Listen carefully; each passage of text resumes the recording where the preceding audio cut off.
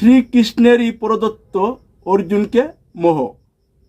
গীতার প্রথম অধ্যায়ের 20 নম্বর শ্লোকে বলা হয়েছে যে, হে রাজন, অনন্তর ধৃতরাষ্ট্র পক্ষদিগকে যুদ্ধ উদ্যোগে অবস্থিত দেখিয়া শস্ত্র নিক্ষেপে প্রবৃত্ত কবিতাবাজ অর্জুন ধনুত্তোলন করিয়া শ্রীকৃষ্ণকে এই কথা বলিলেন। গীতার প্রথম অধ্যায়ের 21, 22 ও 23 শ্লোকে বলা হয়েছে যে, অর্জুন বলিলেন, হে অচ্যুত, যুদ্ধ কামনায় অবস্থিত ইহাদিগকে যে পর্যন্ত আমি দর্শন করি সে পর্যন্ত তুমি উভয় সেনার মধ্যে আমার রথ স্থাপন করো। এই যুদ্ধ ব্যাপারে কাদিগের সহিত আমার যুদ্ধ করিতে হইবে আমি দেখি। দুর্বুদ্ধি দুর্যোধনের হিতকামনায় যারা এখানে উপস্থিত হইয়াছেন সেই সকল যুদ্ধার্থীগণকে আমি দেখি। গীতার 10ম অধ্যায়ের 8ম শ্লোকে বলা হয়েছে যে, আমি সমস্ত জগতের উৎপত্তির কারণ, আমা হইতে সমস্ত প্রবর্তিত হয়। বুদ্ধিমানগণ ইহা জানিয়া প্রেম আবিষ্ট হইয়া আমার ভজনা করেন। গীতার 11 অধ্যায়ের 33 শ্লোকে বলা হয়েছে যে, অতএব তুমি যুদ্ধার্থে উত্থিত হও, শত্রু জয় করিয়া যশ লাভ করো, নিষ্কণ্টক রাজ্যভোগ করো। হে অর্জুন, আমি ইহাদিগকে পূর্বেই নিহত করিয়াছি, তুমি এখন নিমিত্ত মাত্র হও। গীতার 15 অধ্যায়ের 15 শ্লোকে বলা হয়েছে যে, আমি অন্তর্যামী রূপে সকল প্রাণীর হৃদয় অধিষ্ঠিত আছি। আমা হইতে প্রাণীগণের স্মৃতি ও জ্ঞান উৎপন্ন হয় এবং আমা হইতে প্রাণীগণের স্মৃতি ও জ্ঞান বিলাপ সাধিত হয়।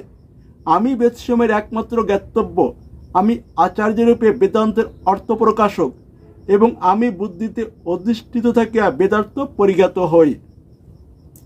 গীতার 4র্থ অধ্যায়ের 1ম শ্লোকে বলা হয়েছে যে, শ্রী ভগবান বললেন, এই অব্যয়যোগ আমি সূর্যকে বলিয়াছিলাম, সূর্য সহপুত্র মনুকে এবং মনু সহপুত্র ইক্ষ্বাকুকে ইয়া বলিয়াছিলেন। গীতার 4র্থ অধ্যায়ের 2য় শ্লোকে বলা হয়েছে যে, এই রূপে পুরুষ পরম্পরাপ্রাপ্ত এই যোগ রাজর্ষিগণ বিদিত ছিলেন। হে পরন্তপ, ইহলোকে সেই যোগ দীর্ঘকাল বসে নষ্ট হইয়াছে।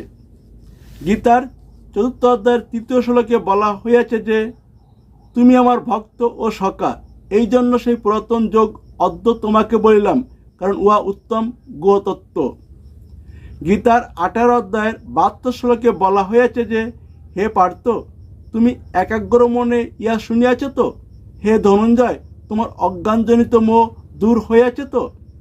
গীতার 18 অধ্যায়ের 73 শ্লোকে বলা হয়েছে যে, অর্জুন বলিলেন, হে অচ্যুত, তোমার প্রসাদে আমার মোহ নষ্ট হইয়াছে, আমার কর্তব্য অকর্তব্য জ্ঞান লাভ হইল, আমি স্থির হইয়াছি, আমার আর সংশয় নাই, আমি তোমার উপদেশ মতো কার্য অর্থাৎ যুদ্ধ করিব। উপসংহার। উপরোক্ত আলোচনা থেকে এটাই প্রমাণিত হয় যে, স্রষ্টা স্বয়ং ভগবান শ্রীকৃষ্ণ কর্তৃক সব কিছুই প্রবর্তিত হয়, অর্থাৎ তার হুকুম ছাড়া গাছের একটা পাতাও নড়ে না। সকলের স্মৃতি ও জ্ঞান তার থেকে উৎপন্ন হয়, আবার তার থেকে বিলাপ সাধিত হয়।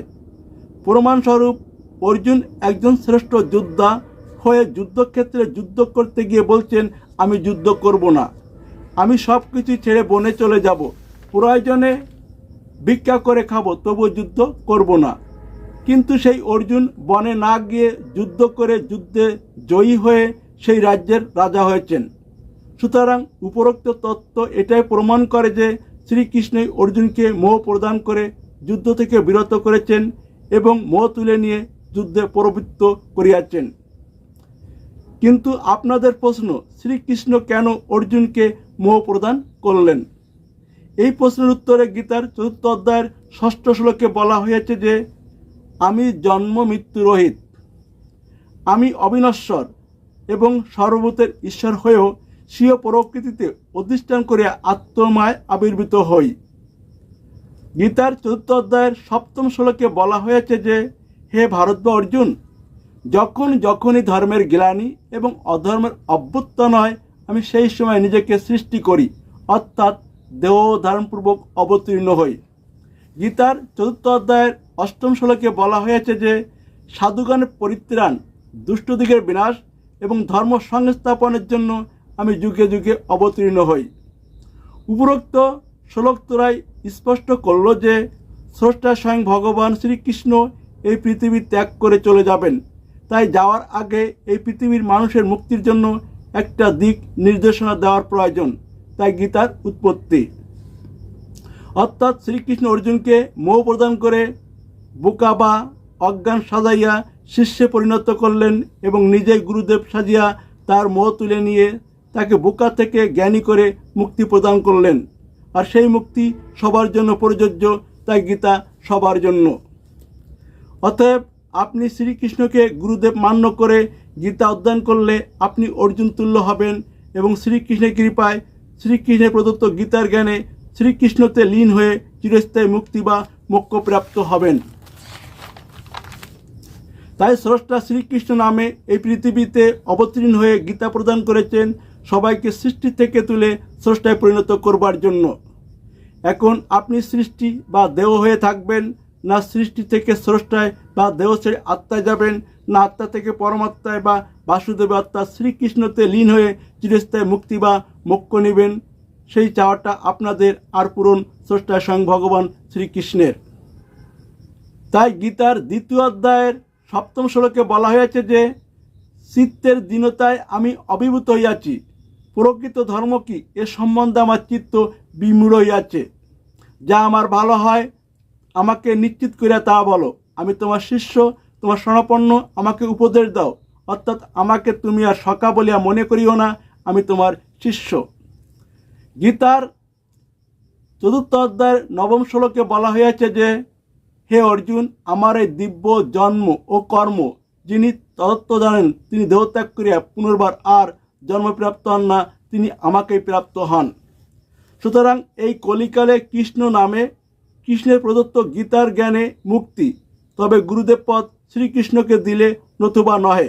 কারণ শ্রীকৃষ্ণের অপেক্ষা অধিক তত্ত্বদর্শী গুরুদেব দ্বিতীয়টি আর কেউই নাই, যারা আপনাদের মুক্তি বা মোক্ষ দিতে পারেন।